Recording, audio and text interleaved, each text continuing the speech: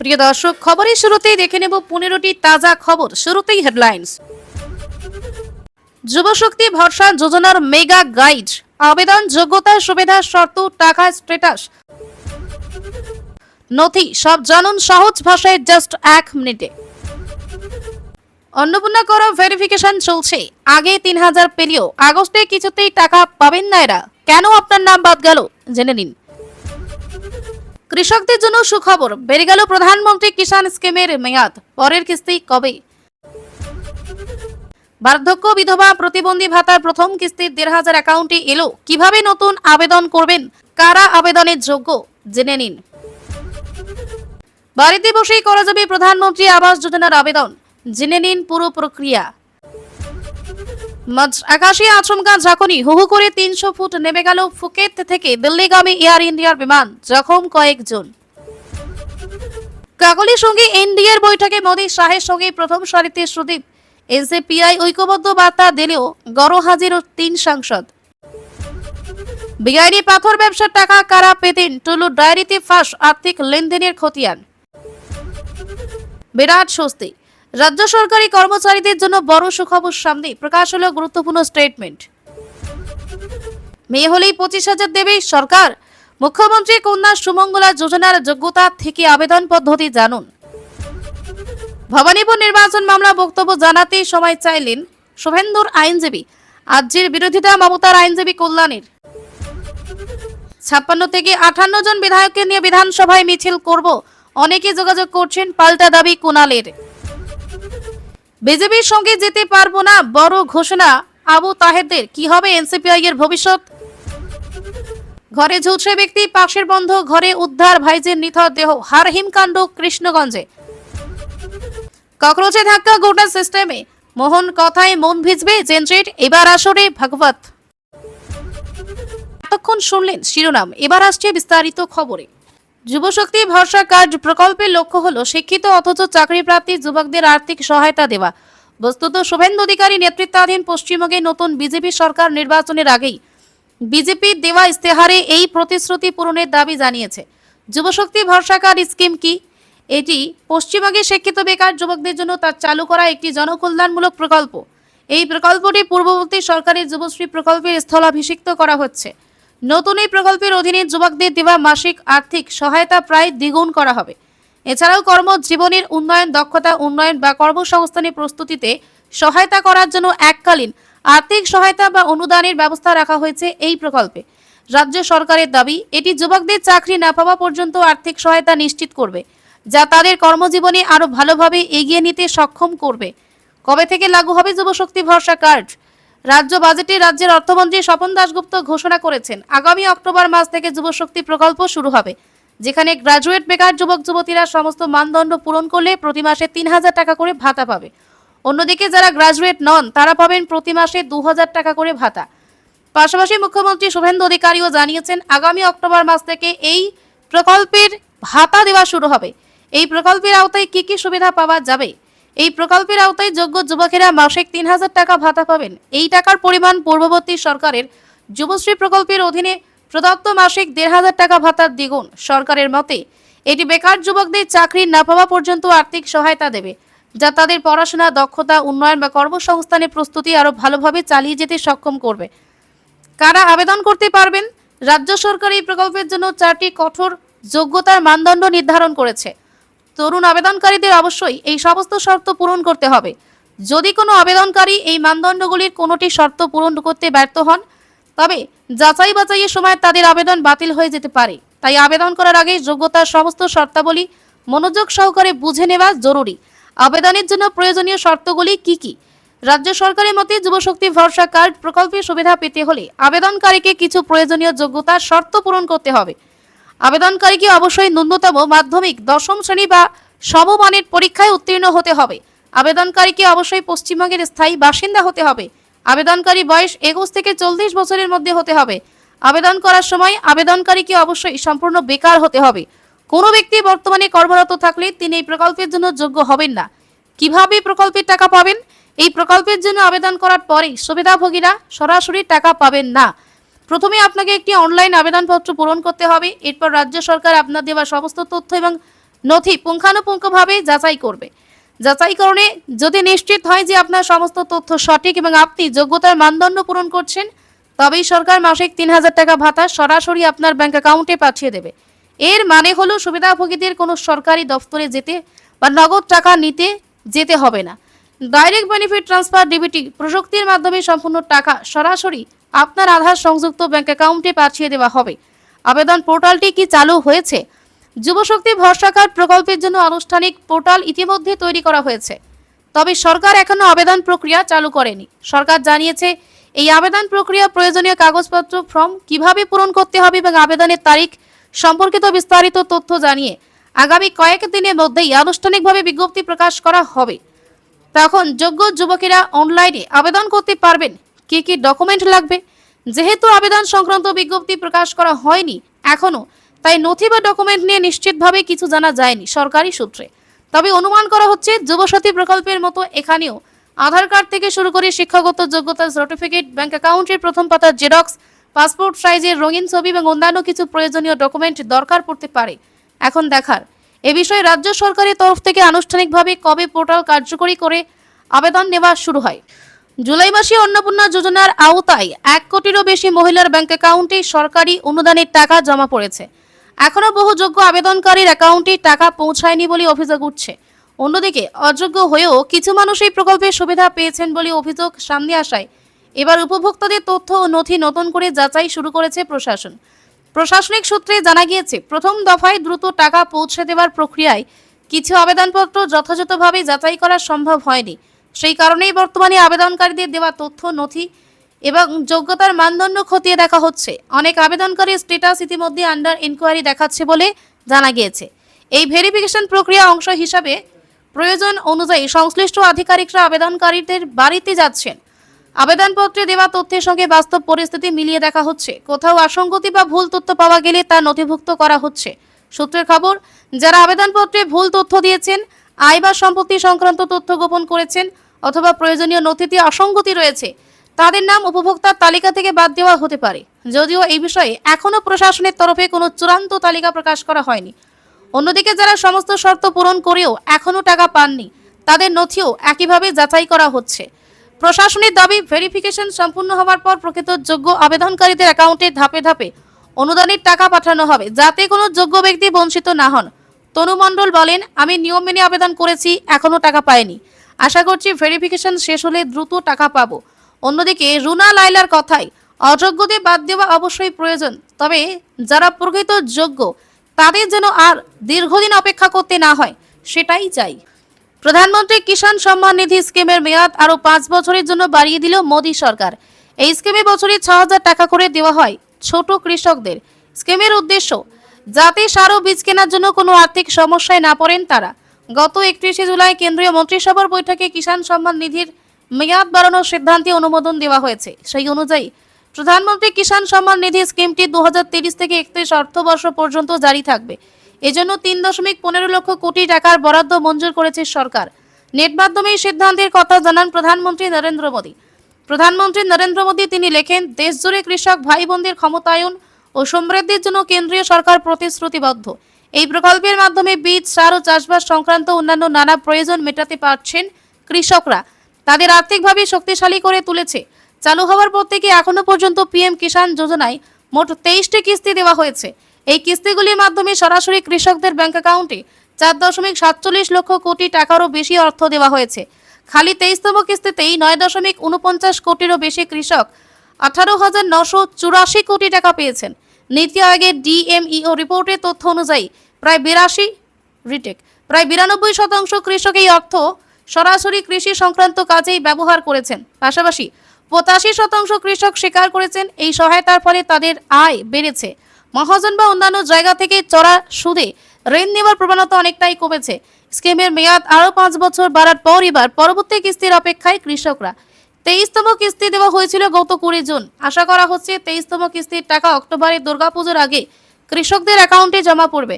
যদিও কেন্দ্রের তরফে এখনো কোনো নির্দিষ্ট সরকারি তারিখ আনুষ্ঠানিকভাবে ঘোষণা করা হয়নি, এই স্কিমে সঠিক সময়ে কৃষকদের হাতে আর্থিক সাহায্য পৌঁছে দেওয়া হয়।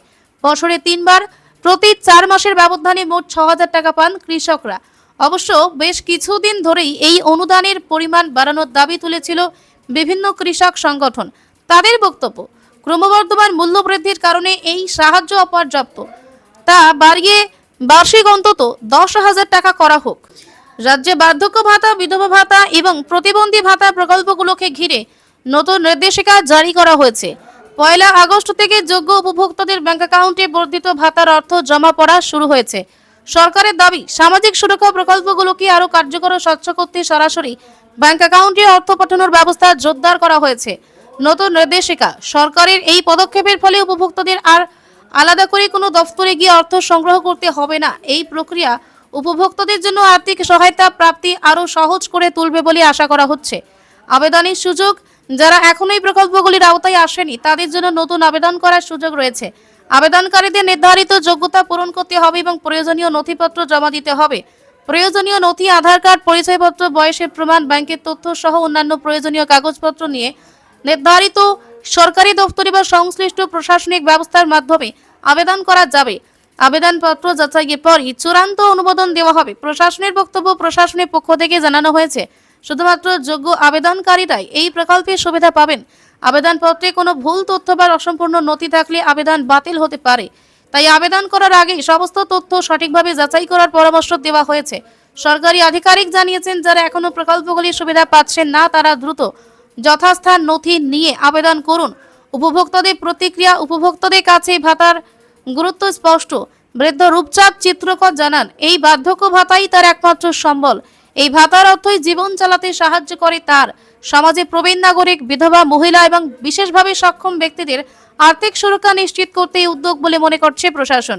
নতুন নির্দেশিকা কার্যকর হওয়ায় একদিকে যেমন উপভোক্তারা বাড়তি আর্থিক সহায়তা পাবেন, তেমনি নতুন আবেদনকারীরাও সরকারি নিয়ম মেনে আবেদন করে এই প্রকল্পের সুবিধা গ্রহণের সুযোগ পাবেন। তবে এই মুহূর্তে আবেদনের প্রক্রিয়া চালু নেই। সঠিক সময়ে সরকারের তরফে বিজ্ঞপ্তি জারি করা হবে নতুন আবেদন চেয়ে। বাড়িতে বসে প্রধানমন্ত্রী আবাস যোজনার আবেদন, মোবাইলেই স্ব-সমীক্ষার সুযোগ কিভাবে করবেন আবেদন জেনে নিন। প্রধানমন্ত্রী আবাস যোজনা গ্রামীণের আওতায় প্রকৃত গৃহহীন ও কাঁচা বাড়িতে বসবাসকারী পরিবারের জন্য চালু হয়েছে স্ব-সমীক্ষা ব্যবস্থা। এখন আর আবেদন করতে পঞ্চায়েত কর্মীর অপেক্ষা বা সরকারি দফতরে যাওয়ার প্রয়োজন নেই। বাড়িতে বসে স্মার্টফোনের মাধ্যমে সরকারি অ্যাপ ব্যবহার করে আবেদন ও সমীক্ষার সমস্ত তথ্য জমা দিতে পারবেন সাধারণ মানুষ। এই প্রক্রিয়ার জন্য আবেদনকারীকে গুগল প্লে স্টোর থেকে আবাস প্লাস 2024 এবং আধার ফেস আরডি নামে দুটি সরকারি মোবাইল অ্যাপ ডাউনলোড করতে হবে। এরপর আবাস প্লাস অ্যাপে নিজের ভাষা নির্বাচন করে আধার নম্বরের মাধ্যমে নিবন্ধন ও বা লগ ইন করতে হবে। আধার ফেস আরডি অ্যাপের সাহায্যে মুখ শনাক্তকরণ সম্পূর্ণ করার পর আবেদন প্রক্রিয়া শুরু হবে। সমীক্ষার সময় আবেদনকারীকে নিজের নাম, জন্ম তারিখ, লিঙ্গ, ঠিকানা, পরিবারের সদস্যদের তথ্য, আধার নম্বর, ভিবিজি রামজি প্রকল্পে জব কার্ড নম্বর যদি থাকে, ব্যাংক অ্যাকাউন্টের বিবরণ, আয় ও অর্থনৈতিক শ্রেণী, জাতীয় সংখ্যালঘু পরিচয়, প্রতিবন্ধকতা সংক্রান্ত তথ্য সহ একাধিক তথ্য দিতে হবে। পাশাপাশি বর্তমান বসবাসের বাড়ি, সম্ভাব্য নির্মাণ স্থল বা খালি জমির ছবি এবং আবেদনকারীর একটি সাম্প্রতিক ছবি আপলোড করতে হবে। আবেদনের সময় বর্তমান বাসস্থানের অবস্থা, আয়, যানবাহন সহ যোগ্যতা সংক্রান্ত বিভিন্ন প্রশ্নের উত্তর দিতে হবে। সমস্ত তথ্য সঠিকভাবে পূরণ করার পর আপলোড সার্ভে অপশনে ক্লিক করলে আবেদন জমা হবে। স্ক্রিনে সার্ভে সাকসেসফুলি কমপ্লিটেড বার্তা দেখালেই সমীক্ষা সফলভাবে সম্পন্ন হয়েছে বলে ধরা হবে। সরকারি নির্দেশিকা অনুযায়ী সংগৃহীত তথ্য গ্রামীণ উন্নয়ন মন্ত্রক এবং অনুমোদিত সরকারি সংস্থাগুলি আবেদনকারীর যোগ্যতা যাচাই ও আবাসহীন সুবিধা প্রদানের জন্য ব্যবহার করবে। এছাড়া নীতি নির্ধারণ ও গবেষণার কাজে প্রয়োজনে এই তথ্য ব্যবহার করা হতে পারে। সেক্ষেত্রে আবেদনকারীর ব্যক্তিগত পরিচয় গোপন রেখে তথ্য ব্যবহারের কথা জানানো হয়েছে। প্রশাসন সূত্রে জানা গিয়েছে, এবছরের 15 আগস্ট পর্যন্ত চলবে আবাস যোজনার এই স্ব-সমীক্ষা। প্রশাসনের দাবি, এই স্ব-সমীক্ষা ব্যবস্থা চালু হওয়ায় আবেদন প্রক্রিয়া আরও স্বচ্ছ, দ্রুত এবং কার্যকর সহজ হবে। ফলে প্রকৃত উপভোক্তারা বাড়িতে বসে নিজের মোবাইল ফোনের মাধ্যমে প্রধানমন্ত্রী আবাস যোজনার জন্য আবেদন করার সুযোগ পাবেন। বিমান তখন মাঝ আকাশে, আচমকা ঝাঁকুনি, কিছু বুঝে ওঠার আগেই হুহু করে নিচে নামতে শুরু করে বিমানটি। পাইলট যতক্ষণে পরিস্থিতি সামাল দেন ততক্ষণে ওই বিমান 300 ফুট নেমে গিয়েছে। বিমানের এই আচমকা অবস্থান পরিবর্তনের জেরে যাত্রী ও বিমান কর্মী সহ অন্তত 14 জন আহত হয়েছেন বলে খবর। মঙ্গলবার ফুকেট থেকে দিল্লির উদ্দেশ্যে রওনা দিয়েছিল এয়ার ইন্ডিয়ার AI 2379 উড়ান। ফুকেট থেকে ওড়ার সময় কোনো সমস্যা ছিল না, তবে কিছু সময় পর হঠাৎ ওই বিমানে ঝাঁকুনি শুরু হয়। বিমান পরিষেবার পরিভাষায় একে এয়ার টার্বুলেন্স বলে। আচমকা আবহাওয়ার মতিগতি বদলে গেলে, দুর্যোগ শুরু হয়ে গেলে তীব্র ঝাঁকুনি অনুভূত হয় বিমানে। যাত্রাপথে প্রায় বিমানগুলি এই সমস্যার মুখে পড়ে, তবে বিপদ বুঝে পাইলট আগে থেকেই সতর্ক করেন। সকলকে বেল্ট বেঁধে রাখার ঘোষণা করা হয়, কিন্তু এয়ার ইন্ডিয়া দিল্লিগামী এই বিমানটির ক্ষেত্রে আগে থেকে এয়ার টার্বুলেন্স সংক্রান্ত কোনো ঘোষণা করা হয়নি। বেলা 11:15 নাগাদ দিল্লিতে অবতরণের কথা ছিল এই বিমানটি, তবে এয়ার টার্বুলেন্সের কারণে কিছুটা দেরিতে এই বিমানটি দিল্লির ইন্দিরা গান্ধী আন্তর্জাতিক বিমানবন্দরে নিরাপদে অবতরণ করে। প্রাথমিক তথ্য অনুযায়ী একজন বিমানকর্মী গুরুতর আহত হয়েছেন, কয়েকজন যাত্রী সামান্য আঘাত পেয়েছেন। দিল্লি বিমানবন্দরে নামার আগেই কর্তৃপক্ষকে বিষয়টি সম্পর্কে অবগত করা হয়। তৈরি ছিল মেডিকেল টিম। দিল্লিতে নামার পর প্রত্যেকেরই চিকিৎসার ব্যবস্থা করা হয়েছে। এয়ার টার্বুলেন্স জনিত সমস্যার কথা নিশ্চিত করেছে এয়ার ইন্ডিয়া। একই সঙ্গে এও জানিয়েছে পুরো বিষয়টি তদন্ত করে দেখা হবে। সংশ্লিষ্ট কর্তৃপক্ষকে সব রকম সাহায্য করবে এয়ার ইন্ডিয়া, বিবৃতি দিয়ে জানিয়েছে সংস্থা। সংসদে ইন্ডিয়ার বৈঠকে যোগ দিলেন এনসিপিআই সাংসদ সুদীপ বন্দ্যোপাধ্যায়।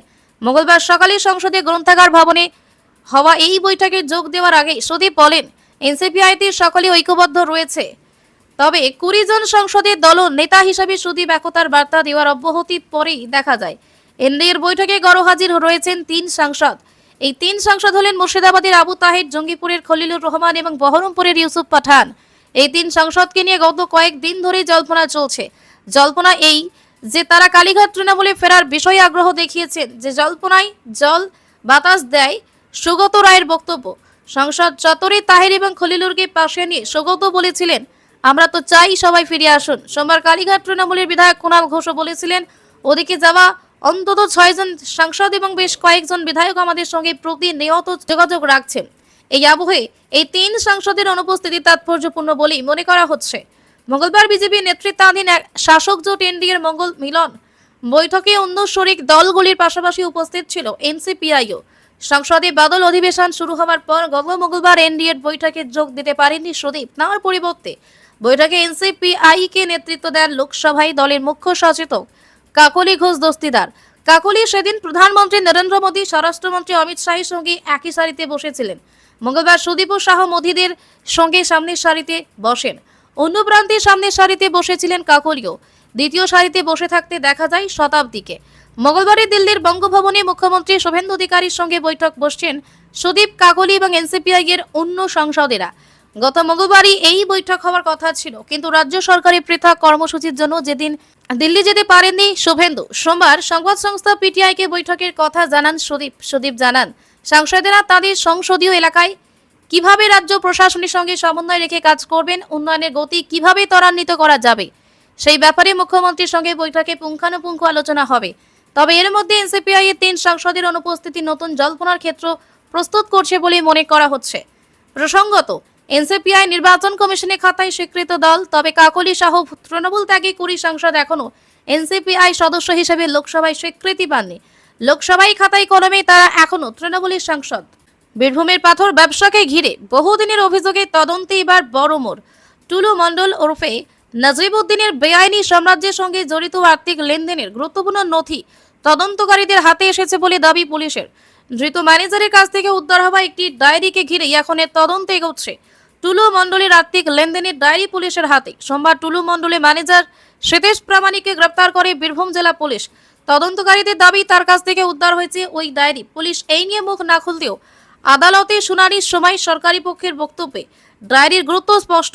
আদালতে জানানো হয়, টুলুর ব্যবসার বিভিন্ন আয় ব্যয়ের হিসাব নিয়মিত লিখে রাখা হতো এই নথিতে এবং সেই দায়িত্ব ছিলেন শ্বেতেশ নিজেই। তদন্তকারী সূত্রে দাবি, ডায়েরিতে শুধুমাত্র ব্যবসার আর্থিক হিসাব নয়, বিভিন্ন সরকারি আধিকারিকদের সঙ্গে কথিত আর্থিক লেনদেনের উল্লেখ রয়েছে। ব্যবসার লাভের অংশ কার কার কাছে পৌঁছত তারও নথিভুক্ত হিসাবে সেখানে রয়েছে বলে পুলিশের দাবি। শ্বেতেশ দীর্ঘদিন ধরে মোহাম্মদবাজার থানার পাঁচরামি এলাকার একটি পাথর ক্রাশারে হিসাব রক্ষকের কাজ করতেন। গত 31শে জুলাই তাকে জিজ্ঞাসাবাদের সময় তদন্তকারীরা টুলু মণ্ডলের কথিত বেআইনি ব্যবসার একটি গুরুত্বপূর্ণ ঘাঁটি সন্ধান পান। এরপর গ্রেপ্তারের পর তার কাছ থেকে আরও একাধিক তথ্য ও নথি উদ্ধার হয়েছে বলে দাবি পুলিশের। মোহাম্মদবাজারে টুলু মণ্ডলের একটি পার্কিং গ্রাউন্ডের ভেতরে অভিযান চালিয়ে একটি বিশেষ ছাপার যন্ত্র উদ্ধার হয়েছে। তদন্তকারীদের অনুমান, ওই যন্ত্র ব্যবহার করে নকল ডিসিআর ডুপ্লিকেট চালান রিসিপ্ট ছাপানো হতো এবং সেই নথির মাধ্যমে কথিত বেআইনি পাথর ব্যবসা পরিচালিত হতো। তদন্তের আরেকটি গুরুত্বপূর্ণ দিক হয়ে উঠেছে উদ্ধার হওয়ার ডায়েরি। পুলিশ সূত্রে খবর, মালদার কেস ডায়েরির সঙ্গে ওই নথির একাধিক পাতার জেরক্স কপিও আদালতে জমা দেওয়া হয়েছে। তদন্তকারী মহলের দাবি, সেখানে জেলার বর্তমান ও প্রাক্তন বহু ছোট বড় প্রশাসনিক আধিকারিকের নাম উল্লেখ রয়েছে। এই মামলার শুনানিতে জেলা পুলিশের আবেদনের ভিত্তিতে কলকাতা হাইকোর্টের আইনজীবী বিভাস চট্টোপাধ্যায়কে বিশেষ সরকারি আইনজীবী হিসাবে নিয়োগ করা হয়েছে। আদালত চত্বরে তিনি বলেন, ধৃত মিনার মণ্ডল এবং সদ্য ধৃত সীতেশ প্রামাণিককে জেরা করে ছাপাখানা ও ডায়েরির সন্ধান মিলেছে। তদন্ত যত এগোবে ততই নতুন নতুন নাম সামনে আসতে পারে। এখন তদন্তকারীদের মূল লক্ষ্য ডায়েরিতে উল্লেখ থাকা আর্থিক লেনদেনের প্রতিটি তথ্যের সত্যতা যাচাই করা। উদ্ধার হওয়া নথি, ছাপার যন্ত্র এবং অন্যান্য প্রমাণ মিলিয়ে গোটা চক্রের পরিধি কতটা বিস্তৃত ছিল তা খতিয়ে দেখা হচ্ছে। তদন্তে এগুলি আরও নতুন তথ্য এবং নতুন নাম সামনে আসার সম্ভাবনা উড়িয়ে দিচ্ছে না তদন্তকারী মহল।